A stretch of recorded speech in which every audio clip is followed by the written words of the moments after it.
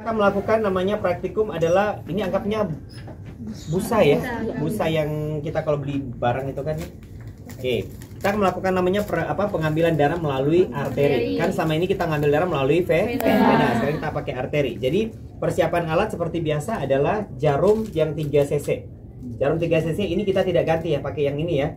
Yang kedua adalah ini adalah gabus gitu ya. Gabus fungsinya buat apa? Jadi pada waktu kita sudah ngambil darahnya, langsung kita tusukkan ke sini. Jadi tidak boleh antara darah arteri ini bercampur dengan udara luar bebas gitu ya, akan mempengaruhi namanya nilai gitu ya. Jadi pH-nya bermasalah. Kan kita mau ambil lagi deh untuk menentukan apa pH, PCO2, PaO2, HCO3, Be. Hafal jadinya. Nggak hafal ini coba. pH coba itu analisa gas darah apa aja yang kita cek? pH normalnya 7,35 sampai dengan 7,45. Terus PCO2 astaga 35 sampai 45. Terus PO2 di atas 95. Terus HCO3 22 sampai 28. Terus Be minus 2,5 sampai 2. Terus saturasi ini apa ya? Ini ujian saya tanya loh ini kalau ujian ya. Ayo, jadi kita menentukan namanya analisa gas darah adalah kita menentukan namanya nilai dari pH, PO2, PCO2, nah terus HCO3, Be, base axis, baru terakhir adalah saturasi oksigen. Oke, yang berikut adalah alcohol swab gitu ya. Terus kita akan menentukan di arteri radialis. Pengambilannya di arteri radialis. Kalau di sini ada arteri brachialis. Kalau di sini arteri femoralis. Terus arteri popliteal. Ya, baru dorsalis, pedis. Satu lagi Karotis. ini ada berapa titik? 6 di sebelah kanan, kiri dan 6 di sebelah kiri. Jadi total arteri kita ada berapa? Yang 12 yang kita bisa raba. Oke. Jadi yang pertama adalah kita menentukan dulu posisi yang seperti biasa, komunikasi, cuci tangan, komunikasi, dan kita langsung menentukan namanya arteri. Jadi posisi arterinya kita bisa menentukan, contoh kenapa harus pakai 3? Karena arteri ini bisa berpindah tempat. Jadi Anda pakai 1, dia berpindah ke kiri dan ke kanan. 2 apalagi, jadi 3. Ya, posisi 3. Nah, coba pegang arteri masing-masing atau pegang punya teman. Ya, teraba ya? Yang dia deg. Nah, itu yang kita tuju. Ya, deg-deg. Jadi ini pengambilan arteri ini hanya orang-orang yang sudah berkompeten. Tidak semua bisa melakukan pengambilan arteri karena ini agak sedikit sulit, gitu ya. Jadi kalau sudah menentukan, jangan lupa kita pakai alcohol swab. Ini sudah disiapkan, baru kita ambil ya sisinya.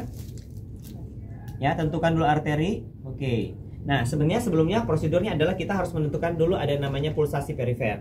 Ya, ada namanya radius dan ulna, gitu ya.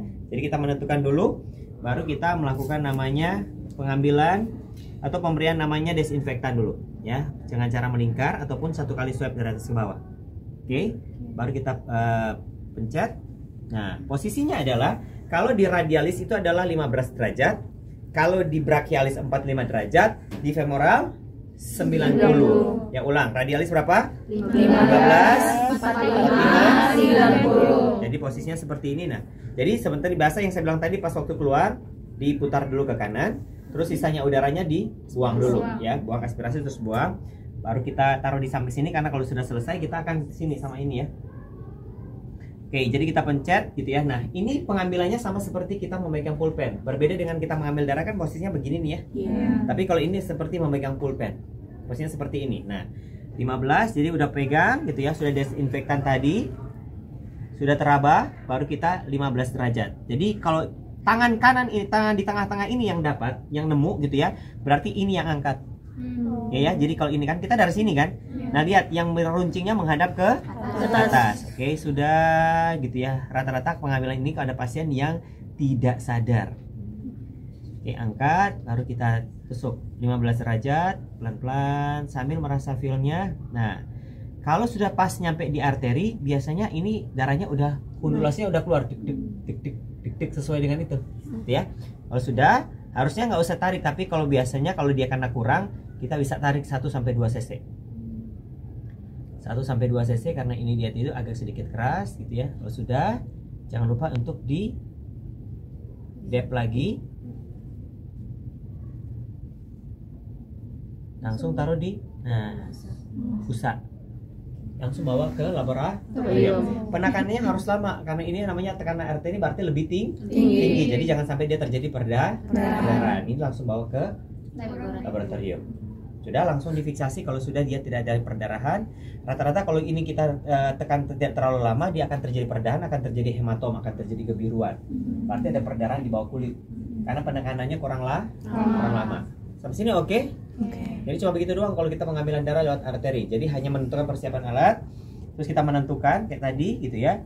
Terus kita menentukan arterinya, posisinya tangan seperti ini 15 derajat, angkat tangan, langsung dorong sampai pas ditemu dia ada undulasi ya, kata-katanya undulasi ya. Berarti ada naik turun sesuai dengan namanya arteri. Tinggal tarik sedikit. Oke, tutup. Langsung di busa baru kirim ke laboratorium. Sampai sini oke? Ada pertanyaan? Pak, dia itu perlu heparin nggak Pak di squid? Oh iya perlu. Jadi heparin itu dipakainya untuk jangan sampai dia terjadi namanya jadi membeku ya. Ya kasih heparin. Tapi kalau di apotek, kalau di laboratorium rata-rata sudah ada heparinnya. Makanya saya kan nggak pakai gitu ya. Jadi ada squid khusus untuk pengambilan namanya AGD. Karena dia sudah ada heparin. Tapi kalau tidak kita ambil heparinnya untuk ambil 0,1 cc, terus kita spool dulu. Ya, jadi di sampingnya situ supaya tidak terjadi namanya pembekuan darah. Oke, lanjut ke sebelah. Sebelahnya apa?